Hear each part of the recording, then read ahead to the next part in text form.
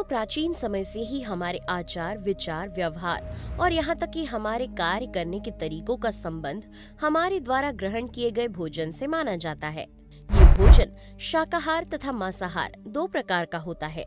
मांसाहार ग्रहण करने वाला व्यक्ति शाकाहार को घास फूस वाला भोजन कहता है, तो दूसरी ओर शाकाहारी मांसाहारी को जीवों की हत्या बताता है।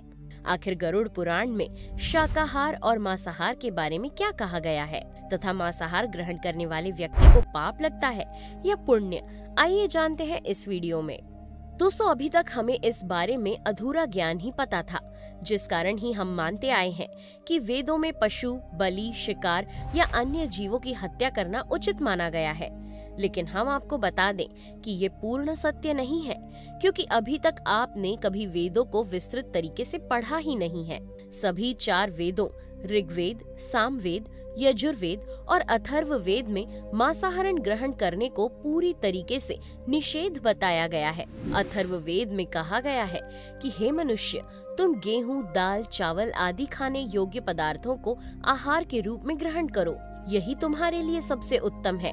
तुम कभी भी नर, मादा या किसी भी भ्रूण की हिंसा मत करो। यजुर्वेद में सभी जीवों की आत्मा को परमात्मा के तुल्य माना गया है और जिस प्रकार हम स्वयं की रक्षा करते हैं, उसी प्रकार हमें सभी छोटे बड़े जीवों की भी रक्षा करनी चाहिए, न कि उन्हें मारकर खाना चाहिए। ऋग्वेद में कहा गया है कि गाय जगत जननी है और उनकी रक्षा करने के साथ साथ हमें अन्य सभी 4 पैर वाले जीवों की भी रक्षा करनी चाहिए। इसी से प्रकृति का कल्याण संभव है। वेदों के बाद अब हम आपको वेदों और उपनिषदों के सार गीता के बारे में बताते हैं, जिसमें स्पष्ट रूप से तो शाकाहार या मांसाहार के बारे में वर्णन नहीं मिलता, लेकिन उसमें भोजन को 3 प्रकार सत्व, रज और तम में बांटा गया है। जैसा कि हम आपको पहले ही बता चुके हैं कि जो व्यक्ति जैसा भोजन ग्रहण करता है, उसकी सोच भी वैसी ही हो जाती है। सात्विक प्रकार का भोजन ग्रहण करने वाला व्यक्ति अपने कार्यों में भी शालीनता प्रदर्शित करता है, जो कि मन, बुद्धि और स्वास्थ्य को सही रखता है। साथ ही ऐसा भोजन ग्रहण करने से आयु में भी वृद्धि होती है।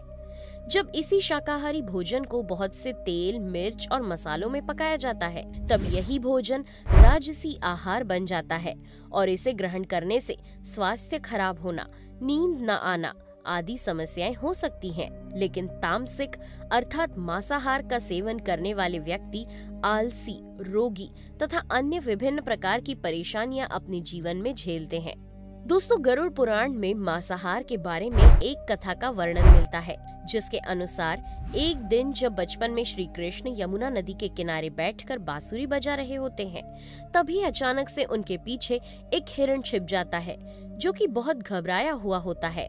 इसके तुरंत बाद ही उसके पीछे एक शिकारी दौड़ता हुआ आता है, जो कि श्री कृष्ण से कहता है कि ये मेरा शिकार है, कृपा करके मुझे इसे दे दे। तब श्री कृष्ण उस शिकारी को उत्तर देते हुए बोलते हैं कि हर जीवित प्राणी पर सबसे पहले उसका स्वयं का अधिकार होता है, न कि किसी और का। श्री कृष्ण के इन वचनों को सुनकर वो शिकारी बहुत ही क्रोधित हो जाता है और श्री कृष्ण से बोलता है कि तुम मुझे ज्ञान मत दो, मैं इसे पकाकर खाऊंगा। तो इतना सुनने के बाद श्री कृष्ण फिर उस शाकाहारी से कहते हैं कि किसी जीव की हत्या या उसे पकाकर खाना बहुत बड़ा अपराध है। क्या तुम्हें नहीं पता कि मांसाहार पुण्य है या पाप? तब वो शिकारी बोला, मुझ जैसे अज्ञानी को ये सब कुछ नहीं पता। मैं बस इतना जानता हूँ कि मुझे अपनी भूख शांत करने के लिए इस हिरण का शिकार कर इसे खाना ही होगा। साथ ही इस हिरण को मारकर मैं इसे जीवन बंधन से मुक्त कर रहा हूँ, जो कि पुण्य का ही काम है। और जितना मैंने सुना है, उसके अनुसार जीव हत्या तो शास्त्रों में भी बताई गई है। यहाँ तक कि राजा भी शिकार करने के लिए जाने जाते हैं। तो क्या आपके अभी नियम कानून हम जैसे निर्धनों के लिए ही बने हैं? अतः कृपा कर आप मुझे ना रोकें। शिकारी के द्वारा इन सब बातों को सुनकर श्री कृष्ण को आभास हो जाता है कि तामसिक या मांसाहार भोजन ग्रहण करने के कारण इसकी बुद्धि कुद्ध हो गई है। इसमें सोचने समझने की क्षमता भी नहीं बची है, इसलिए अब इसे कुछ भी समझाने का फायदा नहीं है। तब श्री कृष्ण उस शिकारी को एक कहानी सुनाते हैं और कहते हैं कि इस कहानी को सुनने के बाद तुम स्वयं निर्णय करना कि मांसाहार पाप है या पुण्य। तब वो शिकारी मन ही मन सोचता है कि कथा सुन ही लेते हैं, जिससे उसका मनोरंजन भी हो जाएगा तथा बाद में वो हिरण का शिकार भी कर लेगा। श्री कृष्ण अपनी कथा आरंभ करते हुए कहते हैं कि एक बार मगध में समय पर बारिश न होने के कारण अन्न की कमी होने लगी, जिससे धीरे धीरे अकाल की स्थिति भी बनती जा रही थी। तब वहाँ के राजा को चिंता सताने लगी कि यदि ऐसा ही चलता रहा तो बाकी अन्न भी समाप्त हो जाएगा, जिससे स्थिति और भी ज्यादा बिगड़ती जाएगी। इस समस्या के समाधान के लिए राजा ने अपने सभी मंत्रियों की एक बैठक बुलाई तथा वहां उन्होंने अपने सभी सभासदों से पूछा कि इस खाद्य संकट या अनाज संकट से कैसे निपटा जाए तथा इस संकट से निपटने के लिए सबसे सस्ती वस्तु क्या हो सकती है, ये भी बताएं। तो सभी मंत्री सोचने लगे कि चावल, गेहूं आदि अन्न उगाने में बहुत ही समय और परिश्रम लगता है, जिससे ये तो सस्ते हो ही नहीं सकते। तभी शिकार का शौक रखने वाले एक मंत्री ने कहा कि महाराज, मेरे अनुसार सबसे सस्ता खाद्य पदार्थ मांस है, जिसके लिए हमें धन भी खर्च नहीं करना पड़ेगा और पोषण भी प्राप्त हो जाएगा। मंत्री की इस बात का समर्थन अन्य सभी सभासदों ने कर दिया, सिवाय प्रधानमंत्री के। राजा ने प्रधानमंत्री से पूछा, आप चुप क्यों हुए? तो वे बोले, महाराज, मैं मांस को सबसे सस्ता खाद्य पदार्थ नहीं मानता, फिर भी मैं इस विषय पर अपने संपूर्ण विचार कल आपके समक्ष प्रस्तुत करूंगा।